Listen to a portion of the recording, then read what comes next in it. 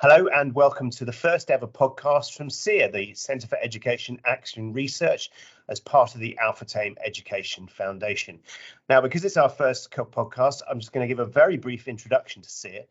CEAR is an idea designed to help solve some of the questions in education. We all know that education today is facing a range of different issues, whether that's curriculum, whether it's the impact of artificial intelligence, how we develop leadership, how we ensure our students are prepared for the future. And so CEAR was put together to work with teachers to try and answer some of these questions. Over the coming months and we hope years, CEAR will help to devise some answers, share them with the education community so that we can all work together to help move education forward. We will be running a series of podcasts, of which this is the first, designed to look at some of these issues, to share some of the findings that we have in relation to this. And I'm delighted this morning to be joined by Emma Crosby, who is a teacher at Deira International School and is part of our cohort, our year one cohort of researchers investigating education issues. Emma, it's lovely to have you here this morning. I suppose the first thing to ask you is if you could just give us a very brief introduction into who you are and what you do.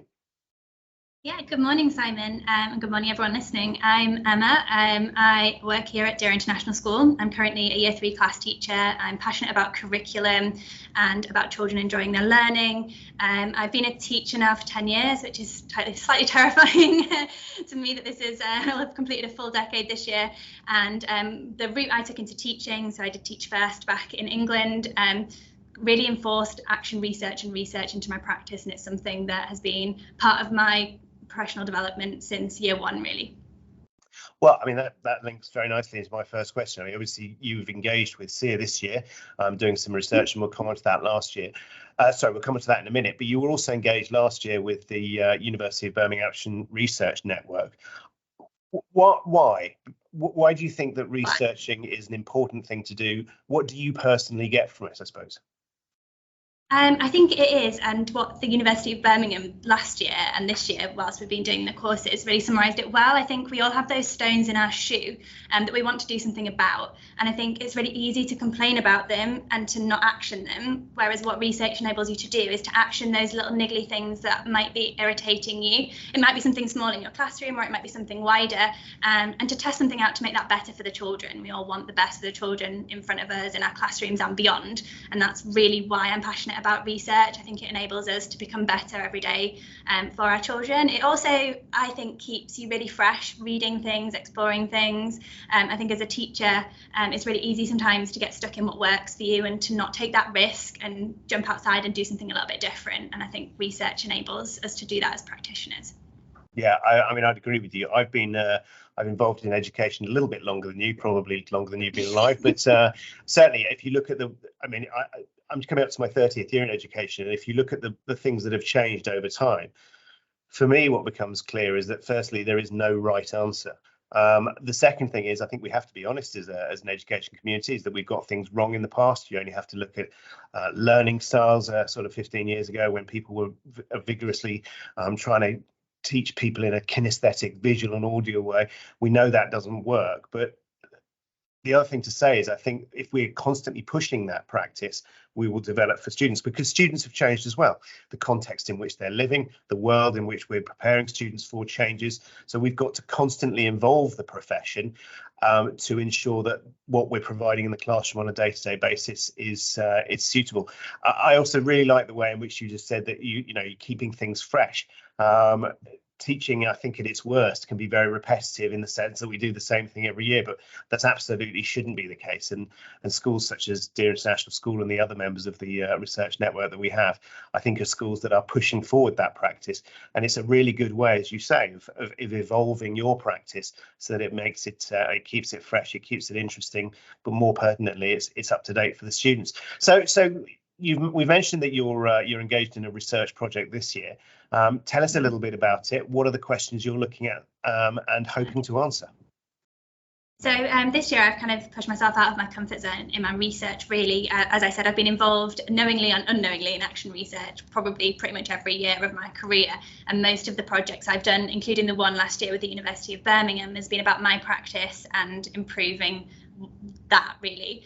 Whereas this year I'm looking at, I have a student teacher this year, and part of Deira's vision and becoming a teaching school, we have student teachers, and I've kind of been evaluating how I give feedback to my student teacher, and how as the team, there's 3 students this year, give feedback. So the school is very passionate about coaching and a coaching approach, and I don't feel I coach enough, and I feel like I give advice too much to my student teachers. So I've been working with our SLT and our the mentors, the class teacher mentors, and our senior mentor this year are going to be doing some coaching training. So I'm going to look at the impact that has upon the student teacher's experience, and how that makes them feel in the classroom, and whether it embeds confidence, just kind of to inspire them. I feel passionately that if PGCE students have a really solid experience in their school placements, that they'll go on to be passionate educators, and we definitely need more of those in the world right now, I feel. Absolutely.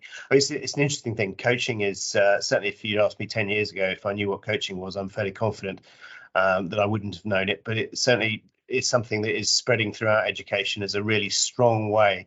And it's to do with communication, isn't it? I mean, you take the 2 models you just gave of presenting feedback. There is the do this, don't do this model. And then there is coaching. So how would you distinguish coaching between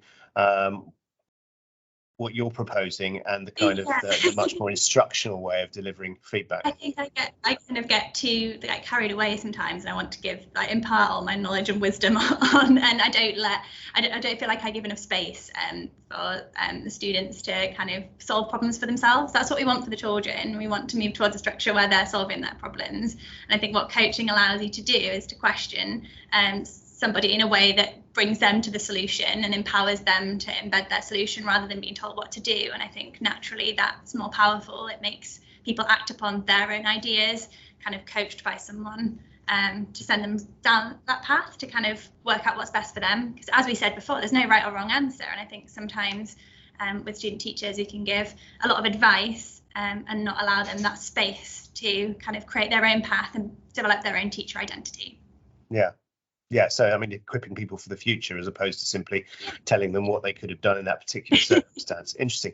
I mean, and talk to me about your process of research, because what you've just outlined in itself, I'm sure is something that a lot of people would do instinctively, but actually we're taking this on to the next level and actually engaging in action research, which is something above and beyond simply reflecting. How have you gone about that so far, and what do you see as the real difference between action research and just reflecting on what you've done? So it's having that data, I think, to take forward to then empower more people to follow through with a similar approach. So I'm planning on doing some surveys with the 4 people involved before they have the coaching training, which is due to happen next month, and take some feedback from our new cohort of students that are starting next Monday. So I'm going to ask them to do a short survey just about their previous experience of coaching. And then once we've had the training and we've started to give feedback consistently over several months, at the end of the students' placement in June, I'm going to take some further, essentially give them the same questionnaire again, and have a focus group discussion, just to collect the common themes and identify what really has impacted them, and whether coaching is something that then we would a coaching model for providing student feedback. We give it every week. You know, these guys have an observed lesson every week, so I feel like giving the best feedback we possibly can really will help. So hopefully that will then, I mean, it's through the University of Birmingham, and obviously we've got close links with them, so hopefully my action research will be beneficial to the university as well as the school going forward. Yeah, excellent. And I think one of the other things is the sort of triangulation of your own experience and your own findings with the wider world. And have you had an opportunity to really sort of dig into the academic research on this, to look at sort of journals, articles and things like that? Yeah, there is.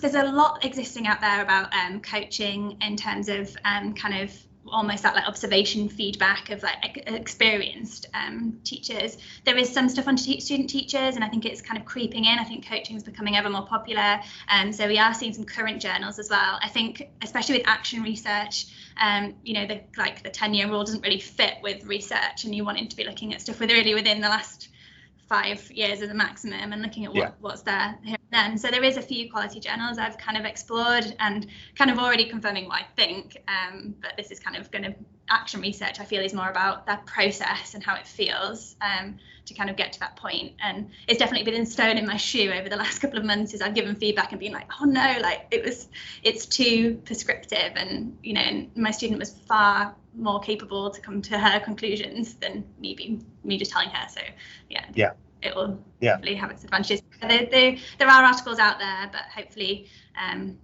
paying more attention to the student-teacher world as well will allow that coaching model to kind of be universal, I suppose. Another particular thing I think about this is ensuring that we actually are able to share your findings, because it would be great at the end of the day if you know how this has been impactful, but it's far better if we can actually share that with others. So, I mean, what are you intending to do in terms of a sort of output at the end of this, over and above this podcast? I mean, what are you hoping to do in terms of write up and sharing it? Well, last year I did a curriculum-based project last year. The stone in my shoe last year was how we taught within my team last year the wider curriculum subjects, and how sometimes they weren't given as much attention as the core subjects. So I implemented an approach there and evaluated that, and then presented to the University of Birmingham at their conference for the Action Research Network, which I know is happening again this year, but on a larger scale with CEAR. So really excited for that. I did a poster, which is not something I did my master's, I did my MPQML, so I've engaged in kind of academic writing for a long time, and it was really quite cool to be able to make a poster. It was very creative, and so I had this huge poster that was displayed around the university, and it just had like snippets of findings, which I feel is super accessible as well for people. I know you were there, Simon, so maybe you can kind of say, were the posters appealing and attractive and kind of easier to read? Yeah, I mean, I think one of the advantages of that is that it's all of your research and findings very simply presented, so that you can very quickly access the findings. And I think one of the things that we want to do with CEAR, obviously, is working with University of Birmingham, but at the same time we want to sort of develop slightly more in-depth opportunities for people to write up their findings as well. And we will be putting together the CEAR website so that people can access this, because I think you're absolutely right. It was a great way that we could, those of us that were at the conference, quickly see the findings and the research that you'd undertaken and the conclusions that you'd drawn. But I suppose if you weren't at the conference, you didn't get to see it. So we want to share. So as part of CEAR's mission, we want to create opportunities for people such as yourselves and the other researchers that have joined us this year's cohort and in the future, the opportunity to share your findings a bit more widely, so that more people benefit from it.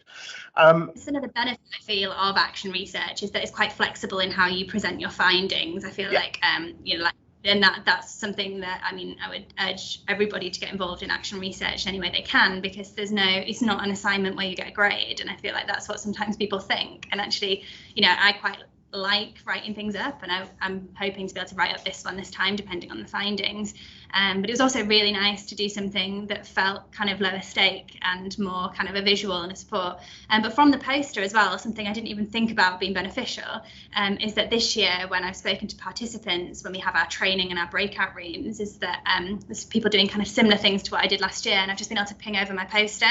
And because the research that I looked at's on there and my findings, it's like a really quick synopsis for them to kind of think, oh, Emma did this. So it's quite nice to swap and share as well.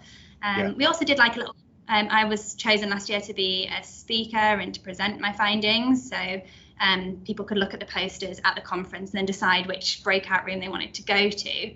And that was quite cool as well for anybody interested to then go to the room and hear the researchers chat about what they'd found. That was really nice. Yeah, I mean, it's interesting you talk about the opportunity to sort of share your findings with others, and actually that's one of the founding arguments for CEAR, is that actually we now have 7 different schools, and we're very much in year 1, but we've 7 schools, over 50 researchers, and so the opportunity to get people together to actually share your ideas, to talk about the challenges that you've faced, to talk about why you're enjoying it, I think is an important one as well, because as we've actually got, and we've of those 50 researchers, we've got 7 or 8 clear themes, whether it's well-being, whether it's artificial intelligence, whether it's coaching, whether it's leadership development. And so actually we will get the researchers together, put them in a group so they can talk about what articles they've read, what their particular findings are, etc. So I think that will gather more momentum as well. Last question from me. I mean, you are clearly a very big advocate of action research. You enjoy it, which is wonderful. What do you find the greatest challenge of it? I think it's everything in a teacher's life, isn't it? Is time. I think that's the biggest thing for me. Like teaching full time in the classroom, having a student at the moment, like other areas of professional development. It's kind of setting aside that quality time. I think that's what lots of people are fearful of. But what I'd urge people to consider is the fact that if you're doing action research that's a stone in your shoe, it's something that you're wanting to improve in your daily practice anyway. And actually, it doesn't feel like a lot of extra work or time needed if you could kind of see it in that way. I think changing my approach to seeing research as part of my daily practice rather than something extra kind of helped me to make that shift. I think people associate action research with, I know you're doing your PhD, Simon, so you know all the academic burden of that, and it's not that. It's more integrated into your practice, if that makes sense. No, I completely agree. And my own experience is that it's actually quite liberating in the sense that it gives you something to focus on. And one of the things I really enjoy is you suddenly go down rabbit holes. So you suddenly sort of you turn a corner in your research, I suppose, and then you discover this field that you'd not really considered. And there's another opportunity to go and look at something else. So it's constantly evolving and very, very interesting. Emma, finalized. Does it? It doesn't have to be finalized. Sorry, I interrupted you. It doesn't have to be finalized. I feel like my project, I started with like that little stone, and actually because of effects that have happened around me in my daily practice, it's changed from like I was initially going to do like a case study with my student, and it's kind of evolved into involving the mentors, and the opportunity for some like official coaching training came in. So it does just mold with your daily practice too, and I think it's getting over that fear of it. It doesn't need to be rigid. It can change, and going with that flow. Yeah, absolutely. I agree. Emma, I'm going to call it to a halt there because I know very well that you and I can talk about this for hours, but that's been fascinating. Thank you. And a great first introduction to the Centre for Education Action Research with Al-Futtaim Education Foundation.